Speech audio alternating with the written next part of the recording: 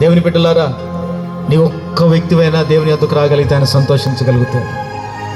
మన కొరకు ఆయన ఇబ్బంది పడ్డాడు, మన కొరకు చిత్రవద చేయబడ్డాడు.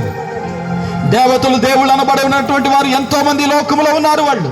కానీ ఏ దేవుడైనా ఎప్పుడైనా మనవుని కోసం ప్రాణం పెట్టినటువంటి వారు ఎవరైనా ఉన్నారా అంటే, దేవుని బిడ్డలారా, జాతి, ఒక కులం, ఒక మతం, ఏ భేదము లేకుండా అందరిని ఒకే ప్రేమతో ప్రేమించిన ఏకైక వ్యక్తి యేసుక్రీస్తు ప్రభు. ఆయన మన కొరకు, మన పాపముల కొరకు చిత్రవద చేయబడ్డాడు.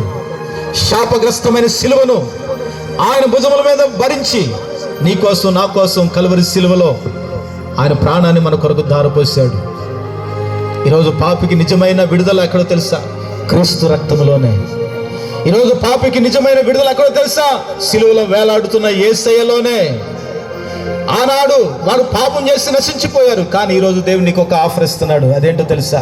యేసుక్రీస్తు ప్రభు. ఆ ప్రభుని నువ్వు నమ్మగలిగితే, ఆయన యొద్దకు నువ్వు రాగలిగితే, దేవా నేను పాపిని అని ప్రభు దగ్గర మనసారని పాపాన్ని ఒప్పుకొని విడిచిపెట్టి దేవుని శిలువలో ఆయన రక్తములో కడగబడి ఆయన బిడ్డగా నువ్వు మార్చబడగలిగితే, దేవుని కొరకు సిద్ధపరిచిన రాజ్యం ఉంది. ఆ రాజ్యాన్ని దేవుడు నీకు ఇవ్వబోతూ ఉన్నాడు.